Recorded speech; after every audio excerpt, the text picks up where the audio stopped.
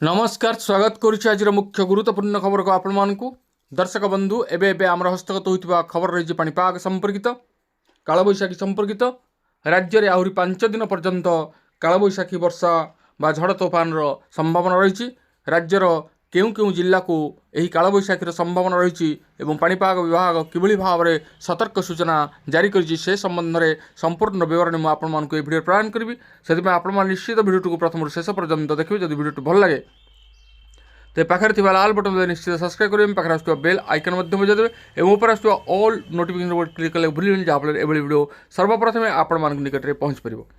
तेज आसतु जाना आज पाणीपाग संपर्कित विशेष गुरुत्वपूर्ण सूचना।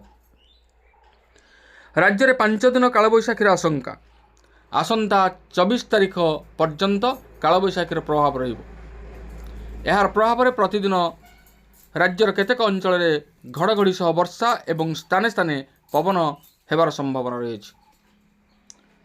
तापमात्रा मध्य सामान्य ह्रास पाइब। आसंता 24 घंटा पर्यंत राज्यर खरार प्रकोप विशेष परिवर्तन संभावना नहीं। यापर दिनर तापमात्रा 2 ରୁ 3 डिग्री सेल्सियस कमी पारे जहाँकि परवर्ती 5 दिन पर्यंत अपरिवर्तित रहिब। भुवनेश्वर पाणीपाग केन्द्र पूर्वानुमान अनुसार गुरुवार पुरी खोर्धा नयागढ़ गंजाम गजपति सोनपुर बौद्ध नुआपड़ा बलांगीर कलाहांडी कंधमाल नवरंगपुर रायगड़ा कोरापुट मालकानगिरी बालेश्वर भद्रक जाजपुर केन्द्रापड़ा कटक जगतसिंहपुर मयूरभंज केन्दुझर जिलार गोटे किंबा 2टी स्थान में हालुकारु मध्यम धरणर वर्षा किंबा वज्रपात हेबार आशंका रही। राज्यर अन्यान्य जिलागुड़िक पाग शुखिला रहिबार संभावना रही। कलाहांडी एवं नवरंगपुर जिलार विभिन्न स्थान में घड़घड़ी सह वर्षा हो पारे। कलाहांडी एवं नवरंगपुर जिलार विभिन्न स्थान में झड़ वर्षार संभावना। कंधमाल रायगड़ा कोरापुट गजपति और मालकानगिरी जिलार विभिन्न स्थान में घड़घड़ी सहित वर्षार आशंका रही।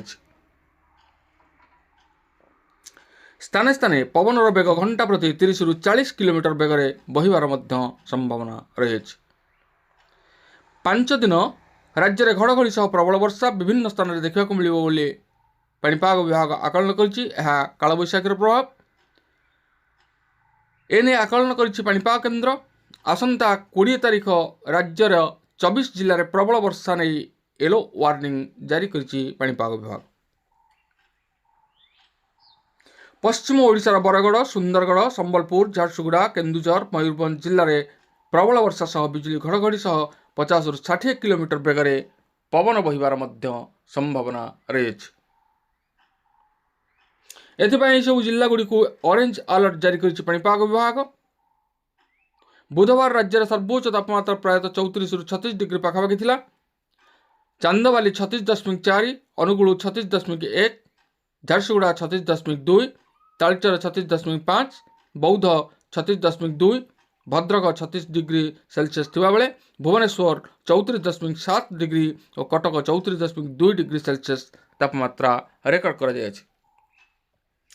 तेज दर्शक बंधु आम देखुचे किछि दिन हेबो राज्य में कालबैशाखी जनित वर्षार तांडव लगी रही। विभिन्न स्थान में कालबैशाखीर प्रभाव देखा मिलूँ। एभली कि झड़ तोफान जनजीवन को अस्तव्यस्त करिछि। तेबे एहिभली भाव में पाग आहरी 5 दिन पर्यंत जारी रहिबो बोली पाणीपाग विभाग आकलन करिछि। तेबे आमे निश्चित रूपे पाणीपागर आकलन उपरे आस्था रखिबा बा विश्वास रखिबा, कारण आगकू प्रचंड ग्रीष्म प्रभावर सामना करिबा। प्रचंड ग्रीष्म प्रभाव जेतेबेले बढ़िबो सेतेबेले समुद्र पतन तो निश्चित रूपे अधिक उत्तप्त हेबो, जहाँफल कालबैशाखी लघुचाप बात्या एभली अनेक प्राकृतिक घटना घटवार संभावना रही। तेबे थिला आज पाणीपाग संपर्कित विशेष गुरुत्वपूर्ण सूचना। आज एतिकी पुणी देखा आगामी भिडियो रे। रहुछि धन्यवाद, नमस्कार।